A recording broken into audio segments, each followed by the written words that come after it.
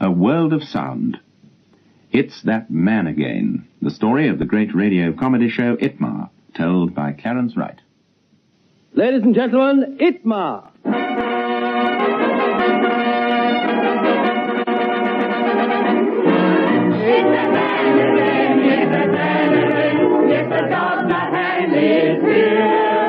I think he's rather nice. He knows everything. But what I can't understand is why he calls himself Mother Bride and Joy, Mrs. Handley boy, for it's useless to complain. When trouble's brewing, it's his doing, and then again. That music was the prelude to the entrance of that man, who used to greet his audiences with, Hello, folks! and after 310 different ITMAs, that man, Tommy Handley, died on January the 9th, 1949. Now, what was ITMA, and who was Tommy Handley? This is what Sir William Haley, the then Director General of the BBC, said. Tommy Handley and his team, scriptwriter, producer, actors and actresses, created something significant. ITMA spans an age. The very title, with all it denotes if ever you stop to think about it, tells you how much history its lifetime covers. It's That Man Again originally meant Hitler. How typically English it is that an epithet at first devised for something threatening and hateful should have been transferred to one of the most welcome and most lovable of men. In affliction, in adversity, in triumph, and in austerity, ITMA typified the spirit of the British nation. And Tommy Handley, the man to whom everything happened, who had to suffer curmudgeons and cranks and clowns, who resourcefully came through every ordeal, and whose cheerfulness and sanity never failed, was the man we all of us in our inmost hearts felt ourselves to be. Who and what were the type of characters who played the Tommy? Well, here are some of us who appeared in the 300th ITMA. Well, I seem to know all these figures. They look like old friends. My goodness, they are old friends. My old pals of 10 years ITMA. Lord, I know this one. Black coat, black hat, and a white liver. This is Holmes speaking. Wow. Well, I'll go back to Bristol. What a strong smell of arsenic and old camels. You know, I've got a feeling that this is the point when somebody tries to sell me something. Excuse, please, mister. You buy very saucy postcard? Very funny. Oh, lummy.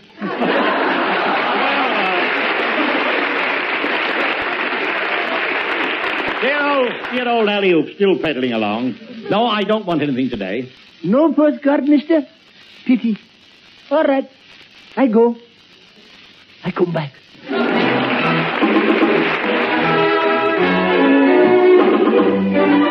Ah, another salesman, I bet. Good morning. Good morning. Nice day. No. Any helicopters, motor cars, or washing machines? Oh, yes, please. You can't have them. They're only for export. Well, what have you come here for, then? So that I can call again. Good morning. Good morning. Nice day.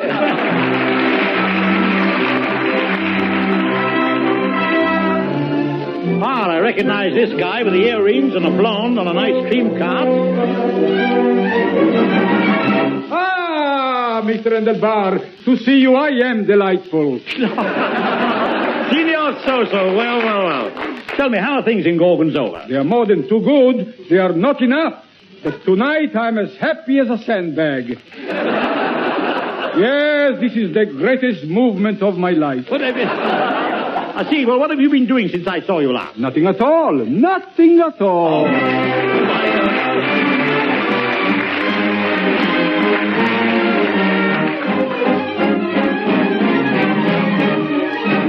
Good morning. How are you? As if I cared. It's Sanford Feckham. The biggest Aberystwyth in the world. What have you come for? Oh, I've come from my village in Wales, and we all tell each other you are wonderful, but you can't believe a word we say. Hey, boss. Yes? Boss, something terrible's happened. Well, Sam, you look as neat as an American food parcel. You do really. Well, what's terrible? Well, boss, the celebration of the centenary signifies the stupendous ceremonial splendor of the semicircular family sensationalism. Well, same pattern, same shirt. Go on, Sam. I'd say it's come over dark. No, it hasn't. It's a swarm of licorice all sorts or something.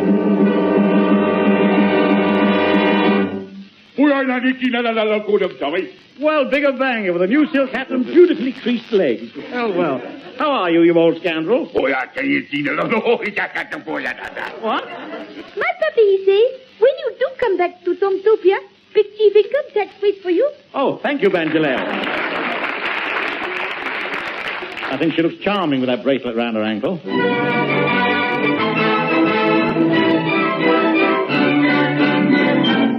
Can I do you now, sir?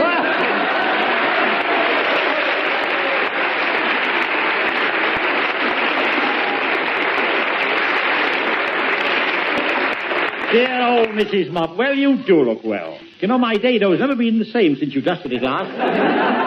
I've brought this for you, sir. Oh, isn't that nice? Well, what is it? It's a special birthday cake, made out of me head.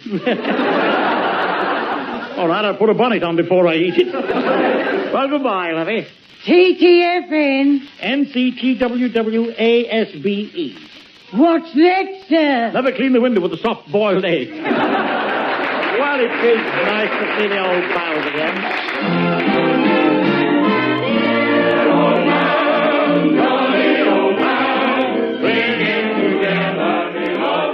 And did you know how the name ITMA originated? Well, Tommy gave the answer in an interview. It was originally called It's That Man Again, and when we were down in Bristol, we all went there when the war broke out, I was doodling on the script, or waiting for gags or doing gags, and I'd written It's That Man Again with big capital letters, and it suddenly came to me, ITMA, ITMA. But there's lots of people who still don't know what it means. Really? I had a letter the other day. It said that some friends had an argument, and one said it was the International Theatrical Managers Association. Or what was it, anyway? There it is. But tell me, how do you get hold of your characters and your catchphrases? Well, the catchphrases, as you know, they can't be invented. We can ask the artist to say them, but it's after a period of time that they become popular. I think a lot has got to do with it, the way the artists say them. But our characters are really taken, as you know, from more or less from life. Oh, they are taken from life, aren't they? Oh, yes. One in particular was the hesitating man who used to say, gone round the what's the name for the analogy to so-and-so. Oh, yes. Well, I happen to know, at least, I used to frequent a certain hostelry where the mine host used to talk exactly like that. If every other sentence was, what's it? For instance, if I asked him how he was, he'd say, oh, I've just got a touch of the what's it, but I've been round to what's it, the chemist, and he's given me, a what's it, and so the what's it went on all day. We never found out what he had. Ted Kavanagh was the man responsible for all of the ITMA scripts. He recalled his first meeting with Tom. I'd seen Tommy and heard him on the old Cat's Whisker, and a great admirer of his, both as a stage performer and a radio performer. And I had an idea once of writing a script, which I sent in to the BBC at Savoy Hill, and Tommy did it, and I took the pains to go around and see him. I was then a very struggling writer, but Tommy was starring at the Holborn Empire, and that's nearly 21 years ago, and I'm very glad to say that here on the 28th of October, 1948, I think it is. Right. I never know one year from another. We are still together, and I only hope we're together for at least another 21 years, which will make Tommy's age then about 127, and I will be about, I should think, around about 129. And remembering some of Tommy's earlier days, Jack Hilton. There was only one Tommy. I'd known him for years. Well, we were in concert party together just after the First War, so you can work it out for yourself. It was strange that after all those years I should present him as a star in the stage version of ITMA.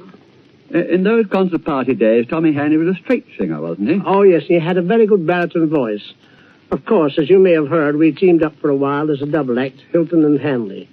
And that reminds me of a favourite story of mine, which has rather a Christmas flavour about it.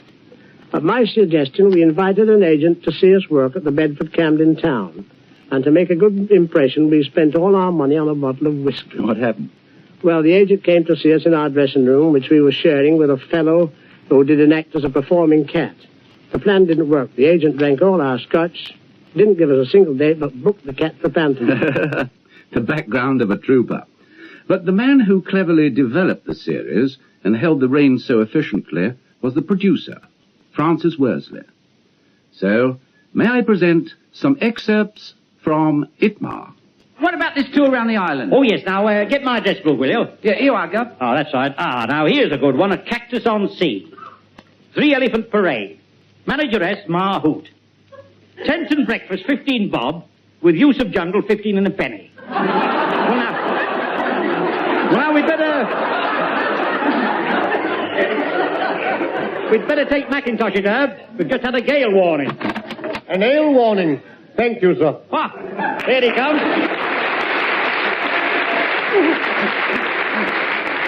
Oh, wet and windy, eh? Are you coming with me, Colonel? I've got you a camel. A camel, sir, is an animal after my own heart. I'm told it goes 7 days without water. That's right. The one I've got for you goes 7 days without whiskey. Impossible, sir. Well, if you're going with me on my tour, you'll have to bring your own supply of drinks. That's very necessary in the jungle, Handler. Yeah. I'm determined to defend myself against mosquitoes. I'd love to see you trying to swat one with a bottle. Have you ever thought of going slightly teetotal, Colonel? No, sir. Thank heavens I've never lost my sense of humor.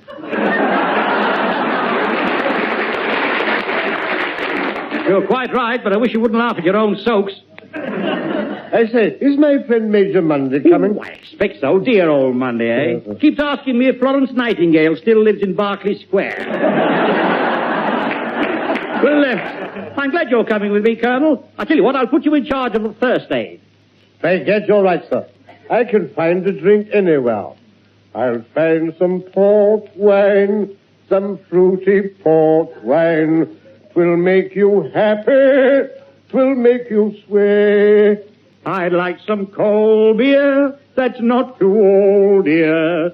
So we'll drive the blue monkeys away. He's a grand old sport, and what a traveller, eh? Do you know he was the first white man to cross the Zambezi? On a barrel? No, on an aspirin. Jack Train, that was. And through the ITMA door enters... Can I do you now, sir?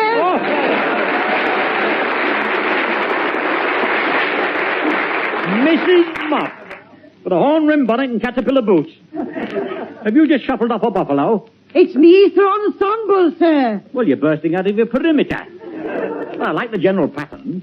My friend Mrs. Blackett designed it. It's a bit saucy, isn't it? Oh, no, sir.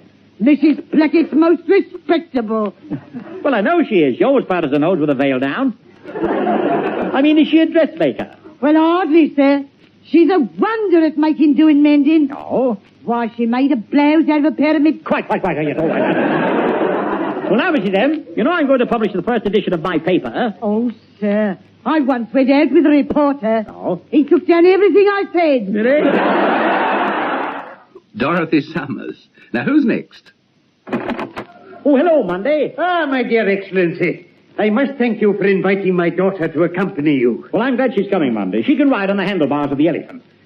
She's a tender flower, sir. Yes, just my pick. What's that? I said we must be quick. Eric! Oh, that's the wife outside. What shall I say? Well, tell her off. Yes, my dear? That's no way to talk to her. Leave it to me. Now then, Mrs. Monday, what's all this? Take that! Oh, thank you. Good night. Lovely grub. Well, now that's settled.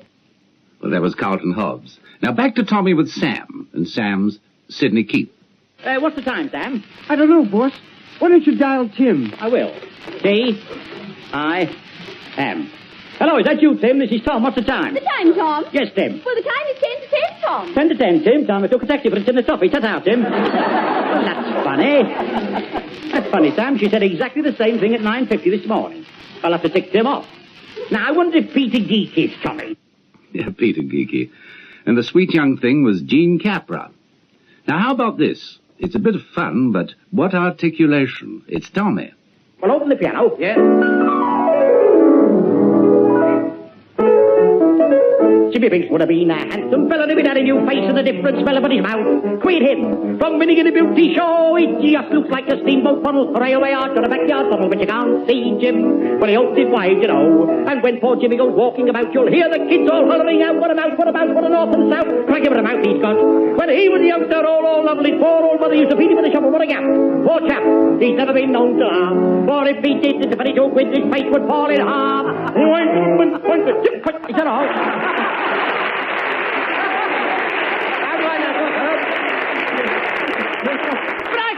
Yes, that's very quick. Do you think you can remember it? Remember it? Of course. I can sing it with my hands behind my back. Come, chum. Now, come on, let's get along to the concert. This way, everybody. Come on, boys. Great talent for Captain Bobbert. Silence, please. He's got a face like a choking porpoise. What's that? I said, let's start with the opening chorus. Be quiet. It's my privilege tonight to introduce our compere. Or should I say our comer? Come where? Come here! Get out of it! Quiet, please, quiet. Silence! Order! Quiet, Colonel. I never said a word, sir. Sorry, sir. Ladies only. Ah, passengers all, how delightful to see you enjoying yourselves, and in such a good cause. When the collection boxes are handed round, you all know what to do. Yes. Get me a table knife, Herb, will you? And here's that very famous conductor, Mr. Charles... Tadpole. No. Funnier than that. Oh, funny, oh. Mr. Shadwell. Come on, Mr. Shadwell, and show yourself. That's going to take a bit of doing. ITMA always featured a special arrangement for the orchestra. This is part of Barnacle Bill, recorded in one of His Majesty's ships during the war.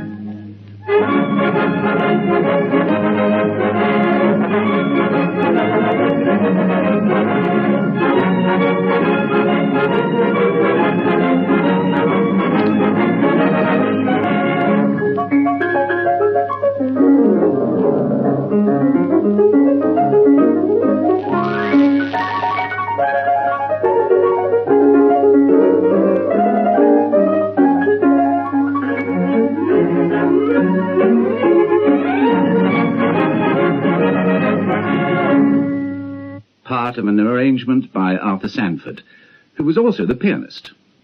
On now to Sam Scram.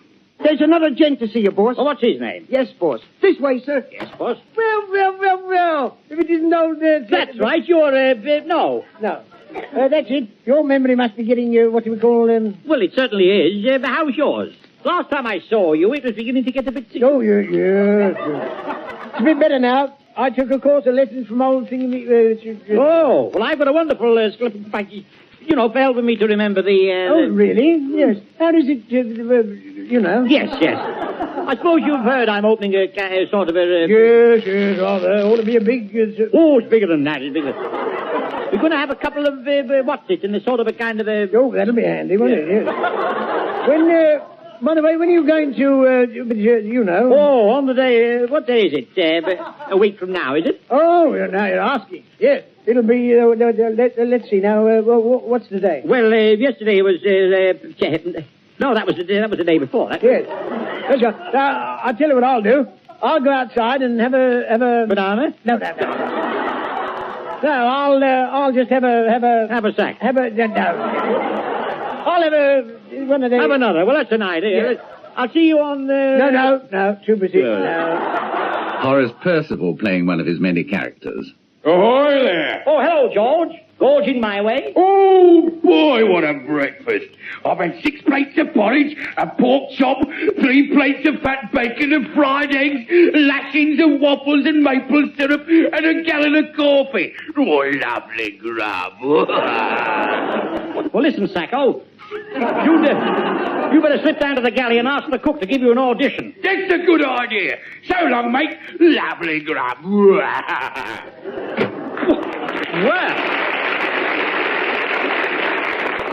What a capacity, eh? He deserves the Gorge Medal. Well, now, I better slip round and warn Curly Kale, the cook. Oh, hello, Curly. What's cooking? Don't ask me, sir. It makes me sick to think of it. Well, do they eat it? Some of them, sir, but I get enough back to carry on with. Lovely grub was our old friend Fred Yule, and Curly Kale, Hobbo, Carlton Hobbs. But we mustn't forget Frisbee Dyke. Way, never in the whole of my 300 Itmars have I heard such a piece of concentrated cacophony. What's concentrated cacophony? So I hit John Snag in the eye with a handful of peas pudding and ate. What did you say? I said, what's concentrated cacophony?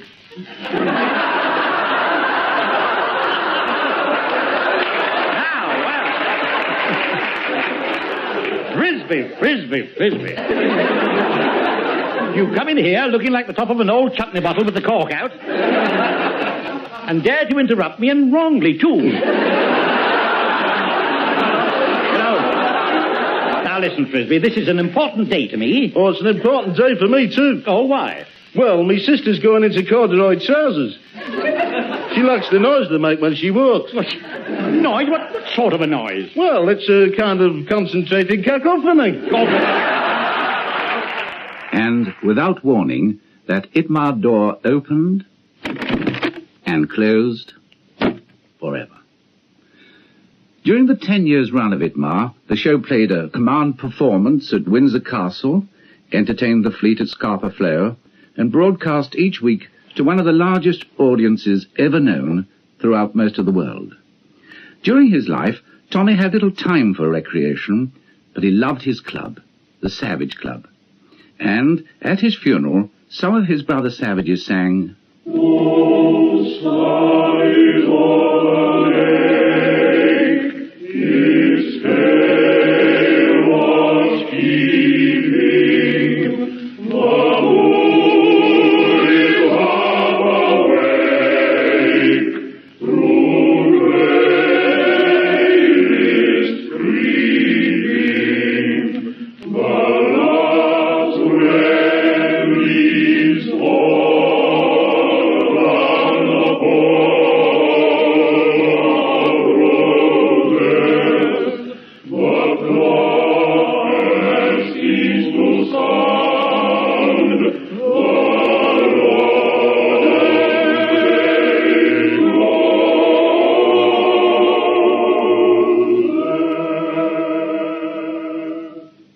I had the privilege of arranging a memorial service at St. Paul's Cathedral, and another was held in the cathedral of Tommy's hometown, Liverpool. At the memorial service in St. Paul's, Dr. Wand, the Bishop of London, in his address said, "From the highest to the lowest in the land, men and women of every station have found in his program an escape from their troubles and anxieties into the realm of whimsical nonsense. Who can tell how great a benefit he conferred upon our nation in the days of its grimmest endeavor and its dreariest frustration?" A wonderful tribute to a great comedian.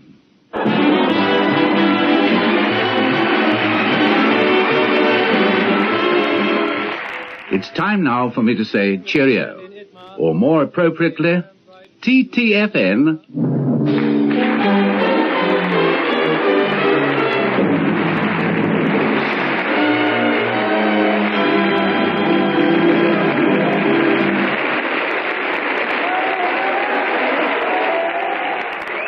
Well, the story of Itmar was told by Clarence Wright with recordings from the BBC Sound Archives.